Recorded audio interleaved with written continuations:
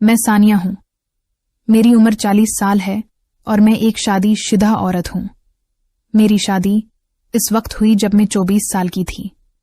अल्लाह ने मुझे एक बेटे की मां बनाया, लेकिन मैं आज भी जब आईने में खुद को देखती हूं तो महसूस होता है कि वक्त ने मेरी खूबसूरती को और भी निखार दिया है। मैं एक स्मार्ट औरत हूं। मेरे लंबे बाल, आंखों में काजल की लकीर और गोरी रंगत है। अक्सर मोहल्ले की औरतें कहती हैं कि सानिया, तुम पर तो शादी के बाद भी कोई फर्क नहीं पड़ा, लेकिन अंदर से मेरा दिल जानता था कि फर्क पड़ चुका था। मेरा शौहर इंजीनियर था। इसका तबादला एक दूसरे शहर में हो चुका था। नौकरी अच्छी थी, लेकिन मुसीबत ये थी कि वो हफ्ते में सिर्फ एक दिन घर आते थे, और जब वो आते तो सारा दिन आराम करते, खाने पीने की फरमाइशें करते और फिर वही थकन। मैं तड़पती रहती थी, लेकिन वो मेरे जज्बात समझने से कासिर थे। शुरू में मैंने अपने आप को काबू में रखा, लेकिन फिर वही बात, जब इंसान का दिल खाली रहने लगे तो वो कुछ ना कुछ तलाश कर लेता है। ये गर्मियों का मौसम था। मेरा बेटा दोपहर को दूध पीकर सोया हुआ था और मैं भी टीवी देखते हुए सो गई। अचानक दरवाजे पर दस्तक हुई। मैंने दरवाजे के पीछे से आवाज दी कि बाहर कौन है। बाहर से मर्दाना आवाज आई, बीबी कालीन खरीदना है।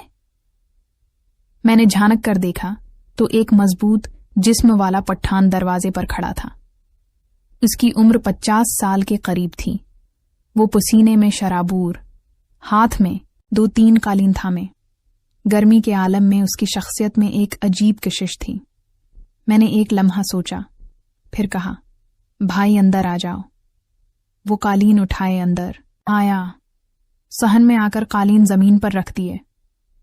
मैंने दरवाजे के कोने से बाहर देखा। पूरी गली सुनसान थी। मैंने फौरन दरवाजा बंद कर लिया।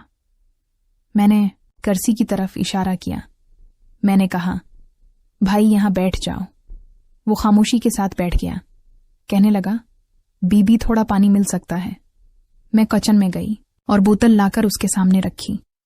उसने गिलास भरकर एक सांस में पानी पिया। वो साथ साथ मुझे देख रहा था। ऐसा लग रहा था जैसे मेरी रख्सार के अंदर तक झांक रहा हो। मेरा दिल जोर जोर से धड़कने लगा। मैं झुककर कालीन देखने लगी, लेकिन उसकी नजरें मुसलसल मेरे जिस्म पर थीं। मैंने हल्की मुस्कुराहट के साथ कहा, इतनी गर्मी में तुम ये सब उठाकर फिरते हो, तुम्हारी बड़ी हिम्मत है। वो थोड़ा सा शर्माया, फिर आहिस्ता से कहने लगा, हिम्मत भी है बीबी, लेकिन कभी कभी इंसान को सिर्फ रोजी के लिए सब कुछ करना पड़ता है। मैंने उसके हाथ को गौर से देखा। सख्त और बहुत मजबूत थे। मुझे यूं लगा जैसे वो हाथ किसी औरत को छू लें तो वो कांप जाएगी। अचानक उसने सवाल किया। कहने लगा, बीबी आप अकेली रहती हैं? उसकी बात सुनकर मेरा गला खशक होने लगा। मैंने कहा, हाँ मैं अक्सर अकेली रहती हूं। मेरी बात सुनकर वो मुस्कुराने लगा। इसकी मुस्कुराहट में अजीब जुर्अत थी। मेरी सांसें तेज हो रही थीं। मुझे लग रहा था कि फजा में कोई अनदेखा खेल शुरू होने वाला था। मैंने जानबूझकर उसके करीब जाकर उसके कालीन को हाथ लगाया। मैंने कहा, ये वाला अच्छा लग रहा है।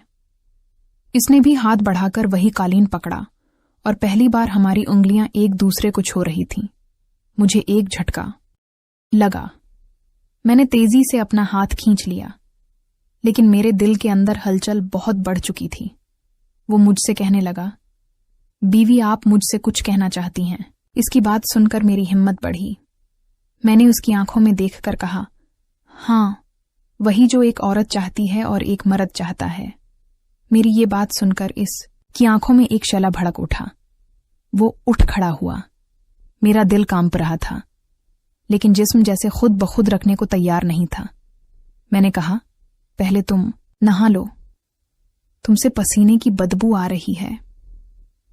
वो मुस्कुराकर कहने लगा, हौसलखाना किधर है?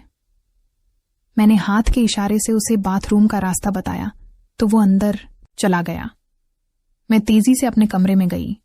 कमरे में स्प्रे किया, पर्दे खींचे और बस्तर के कोने पर बैठ गई। मेरा दिल धड़क रहा था, जैसे अभी सीना फाड़ कर बाहर आएगा। थोड़ी देर के बाद दरवाजा खुला और वो तौलिया लिपीटे कमरे में दाखिल हुआ। इसका चौड़ा सीना देखकर मैं हैरान हुई। ऐसा लगा जैसे कोई पहाड़ी शेर मेरे सामने खड़ा था। वो मुस्कुराता हुआ बस्तर पर बैठा।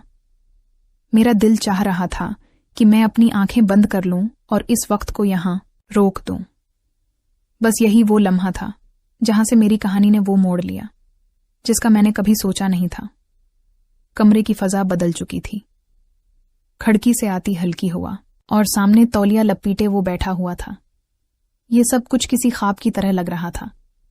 मेरे दिल की धड़कन कानों तक सुनाई दे रही थी। मैंने हिम्मत की और इससे कहा, इतना काम करने के बाद तुम थकते नहीं हो?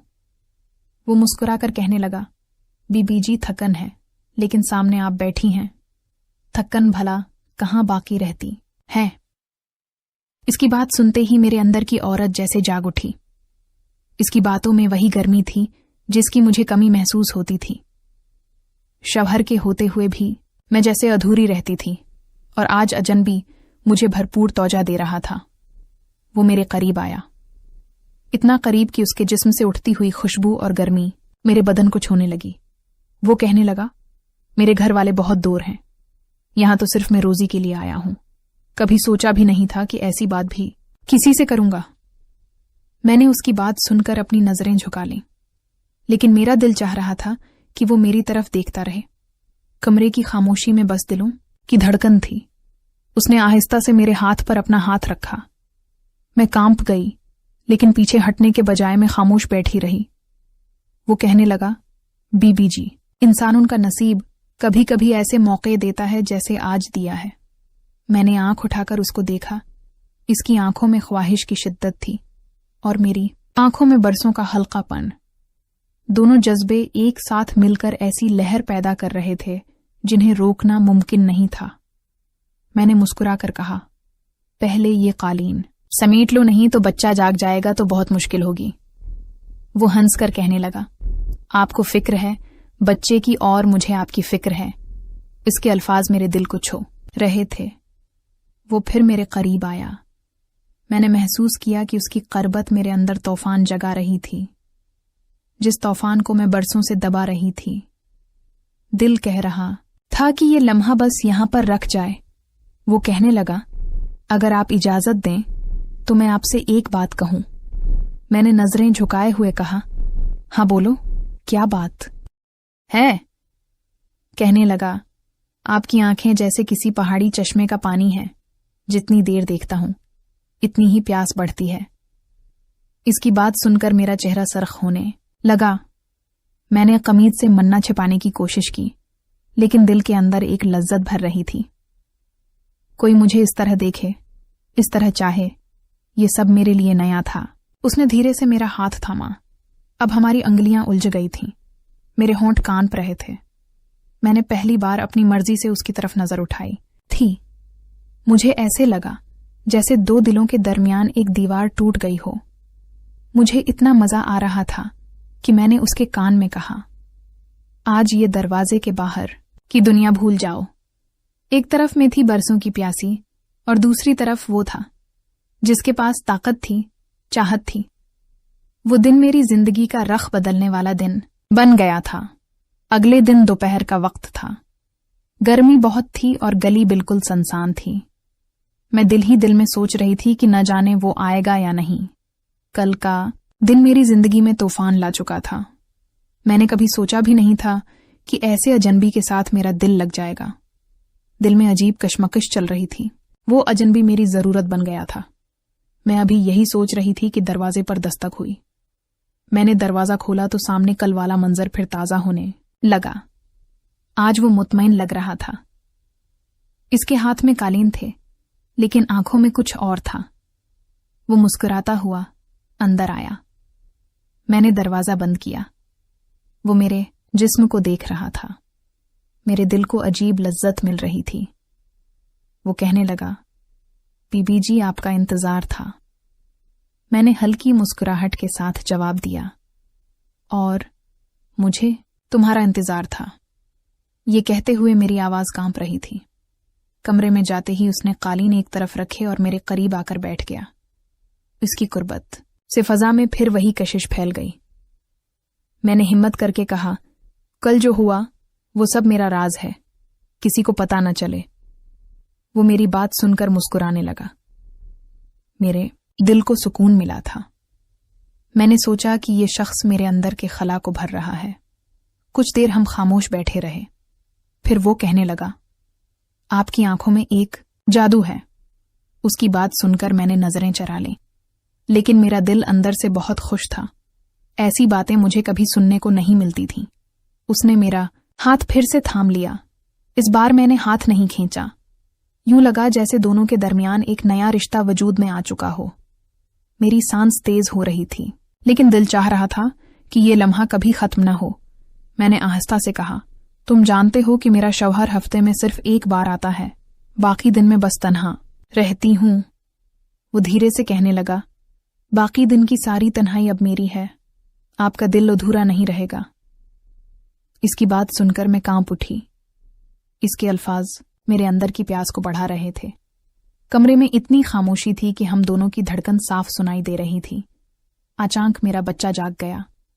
मैं भागकर कमरे से बाहर आई तो देखा बच्चा रो रहा था। मैंने गोद में उठाकर दूध पिलाया। वो पठान कमरे से बाहर खामोशी से आया और फासले पर बैठ गया। मैंने हैरत से उसको देखा। वो कहने लगा, बीवी बच्चे का हक पहले है। ये सुनकर मेरे दिल में उसके लिए मजीद नरमी आने लगी। जब बच्चा सो गया तो मैं फिर उसके पास आई। वो हल्की मुस्कुराहट के साथ मुझे देख रहा था, जैसे कह रहा हो, अब ये लम्हे हमारे हैं।